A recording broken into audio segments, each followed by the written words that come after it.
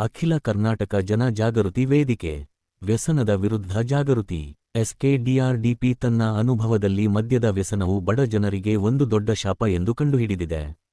ಕಾರ್ಮಿಕ ವರ್ಗವನ್ನು ಮದ್ಯದಿಂದ ದೂರವಿಡಲು ಎಸ್ಕೆಡಿಆರ್ಡಿಪಿ ಸಾರ್ವಜನಿಕರಿಂದ ಬೆಂಬಲ ಪಡೆದು ಜನಜಾಗೃತಿ ಮದ್ಯದ ವಿರುದ್ಧ ಚಳುವಳಿಯನ್ನು ಉತ್ತೇಜಿಸಿದೆ. ಈ ಕಾರ್ಯಕ್ರಮದ ಅಡಿಯಲ್ಲಿ ಗ್ರಾಮಸಭೆಗಳು, ಮನೆ ಮನೆಗೆ ಕ್ಯಾನ್ವಾಸ್, ಜಾಥಾಗಳು ಮತ್ತು ಮದ್ಯದ ವಿರುದ್ಧ ಸಮುದಾಯ ಮಾದಕ ವ್ಯಸನ ಶಿಬಿರಗಳ ಮೂಲಕ ಜಾಗೃತಿ ಮೂಡಿಸಲಾಗುತ್ತದೆ. ಮಾದಕ ವ್ಯಸನ ಶಿಬಿರಗಳಲ್ಲಿ ವ್ಯಸನಿಗಳಿಗೆ ಚಿಕಿತ್ಸೆ ನೀಡಲಾಗುತ್ತದೆ ಮತ್ತು ಸಲಹೆ ನೀಡಲಾಗುತ್ತದೆ. ಇದು ಎಸ್ಕೆಡಿಆರ್ಡಿಪಿಯ ಹೆಚ್ಚು ಯಶಸ್ವಿ ಸಾಮಾಜಿಕ ಉಪಕ್ರಮಗಳಲ್ಲಿ ಒಂದಾಗಿದೆ. ಮದ್ಯ ವ್ಯಸನಿಗಳನ್ನು ಮನೆ ಬಾಗಿಲಲ್ಲೇ ಮದ್ಯಪಾನದಿಂದ ದೂರವಿಡುವ ನಮ್ಮ ಸ್ಥಾಪಕ ಯೋಜನೆಯ ವ್ಯಸನಮುಕ್ತ ಶಿಬಿರ 1997ರಲ್ಲಿ ಪ್ರಾರಂಭವಾದ ಇದು ಸಮುದಾಯದ ಸಹಕಾರದ ಮೂಲಕ ಅತ್ಯಂತ ಬೇಡಿಕೆಯ ಕಾರ್ಯಕ್ರಮಗಳಲ್ಲಿ ಒಂದಾಗಿದೆ. ಇದರ ಯಶಸ್ಸಿಗಾಗಿ ಸ್ಥಳೀಯ ಗೌರವಾನ್ವಿತ ವ್ಯಕ್ತಿಗಳನ್ನು ಒಳಗೊಂಡ ಸಂಘಟನಾ ಸಮಿತಿಯನ್ನು ರಚಿಸಲಾಗಿದೆ ಮತ್ತು ಶಿಬಿರವನ್ನು ಸಮುದಾಯದ ಸಕ್ರಿಯ ಸಹಕಾರದಿಂದ ನಡೆಸಲಾಗುತ್ತದೆ. ಶಿಬಿರವು 8 ದಿನಗಳ ಅವಧಿಯನ್ನು ಹೊಂದಿದ್ದು, ವ್ಯಸನಿಯಲ್ಲಿ ಮನಸ್ಸಿನ ಬದಲಾವಣೆಯನ್ನು ತರಲು ತಜ್ಞರ ತಂಡವು ವೈಯಕ್ತಿಕ ಮತ್ತು ಕುಟುಂಬ ಸಮಾಲೋಚನೆಯನ್ನು ನೀಡುತ್ತದೆ.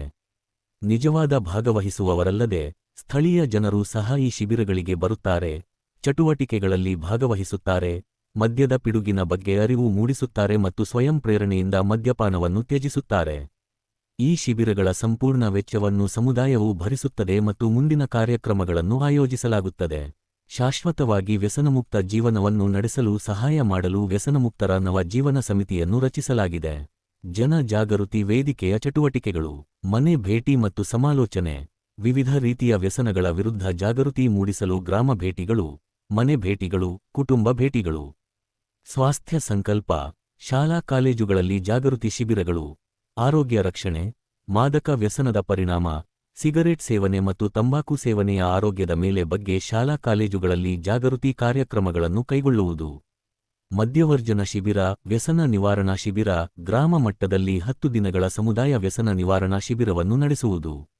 ಬೆಳ್ತಂಗಡಿಯಲ್ಲಿರುವ ವ್ಯಸನ ನಿವಾರಣಾ ಕೇಂದ್ರದಲ್ಲಿಯೂ ವಿಶೇಷ ಶಿಬಿರಗಳನ್ನು ಆಯೋಜಿಸಲಾಗಿದೆ.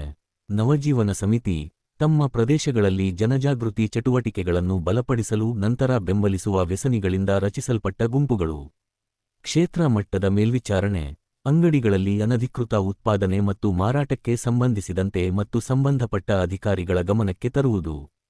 ಜಾಗೃತಿ ಮೂಡಿಸುವುದು: ಜಾಗೃತಿ ಕಾರ್ಯಕ್ರಮದ ಸಮಯದಲ್ಲಿ ಪ್ರದರ್ಶಿಸಲು ಸಾಮಗ್ರಿಗಳು, ಕರಪತ್ರಗಳು ಮತ್ತು ಸಾಕ್ಷ್ಯಚಿತ್ರಗಳನ್ನು ಅಭಿವೃದ್ಧಿಪಡಿಸಿ. ಪ್ರಕರಣ ಅಧ್ಯಯನಗಳನ್ನು ಸಿದ್ಧಪಡಿಸಿ, ಯಶಸ್ಸಿನ ಕಥೆಗಳನ್ನು ಅಭಿವೃದ್ಧಿಪಡಿಸಿ, ವ್ಯಸನದಿಂದ ಮುಕ್ತರಾದ ವ್ಯಕ್ತಿಗಳ ಬೆಳವಣಿಗೆಯನ್ನು ಗಮನದಲ್ಲಿರಿಸಿಕೊಳ್ಳಿ. ನೀತಿ ವಕಾಲತ್ತು: ಸರ್ಕಾರದೊಂದಿಗೆ ಸಂಪರ್ಕ ಸಾಧಿಸಿ, ಮದ್ಯದ ದುರುಪಯೋಗದ ವಿರುದ್ಧ ನೀತಿ ರೂಪಿಸುವ ಕುರಿತು ಆಡಳಿತ ಅಧಿಕಾರಿಗಳಿಗೆ ಶಿಫಾರಸನ್ನು ಸಲ್ಲಿಸಿ. ವಿಶೇಷ ದಿನಗಳನ್ನು ಆಚರಿಸಿ: ಗಾಂಧಿ ಜಯಂತಿ ದಿನ, ವಿಶ್ವ ತಂಬಾಕು ರಹಿತ ದಿನ, ವಿಶ್ವ ಆರೋಗ್ಯ ದಿನ ಮುಂತಾದ ವಿಶೇಷ ದಿನಗಳನ್ನು ಗುರುತಿಸಿ ಮತ್ತು ಈ ದಿನಗಳ ಮಹತ್ವವನ್ನು ಗುರುತಿಸಿ. ವ್ಯಸನ ಮುಕ್ತಿ ಶಿಬಿರಗಳು: 10 ದಿನಗಳ ಶಿಬಿರವನ್ನು ಗ್ರಾಮ ಮಟ್ಟದಲ್ಲಿ ಸಮುದಾಯ ಭವನ, ಶಾಲಾ ಕಟ್ಟಡ, ದೇವಾಲಯದಲ್ಲಿ ಆಯೋಜಿಸಿ, ವ್ಯಸನಿಗಳನ್ನು ನಿರ್ವಿಷಗೊಳಿಸಲು ಮತ್ತು ಮದ್ಯಪಾನ ಬಿಡಲು ಸಲಹೆ ನೀಡಲಾಗುತ್ತದೆ. ಈ ಶಿಬಿರಗಳನ್ನು ಸಾಮಾನ್ಯವಾಗಿ ಗ್ರಾಮದ ಮುಖಂಡರು ಮತ್ತು ವೇದಿಕೆ ಸದಸ್ಯರ ಸಹಾಯದಿಂದ ನಡೆಸಲಾಗುತ್ತದೆ.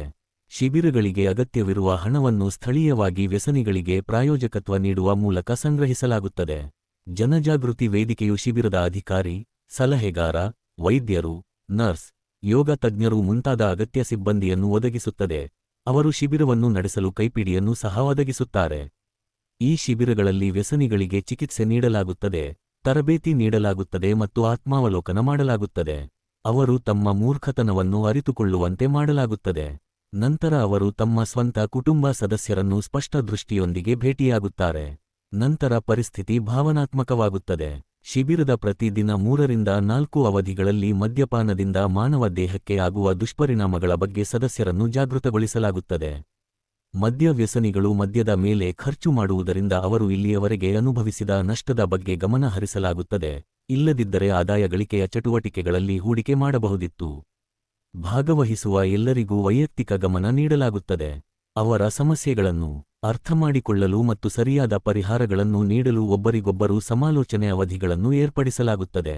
ಕುಟುಂಬ ಸುಸಂಬದ್ಧತೆ, ಮಕ್ಕಳ ಶಿಕ್ಷಣ, ಉಳಿತಾಯ ಮತ್ತು ಹೂಡಿಕೆಗಳ ಮಹತ್ವ, ಧರ್ಮ ಮತ್ತು ಪದ್ಧತಿಗಳು, ಭಜನೆಗಳ ಕುರಿತು ವಿಷಯಗಳನ್ನು ಕಲಿಸಲಾಗುತ್ತದೆ.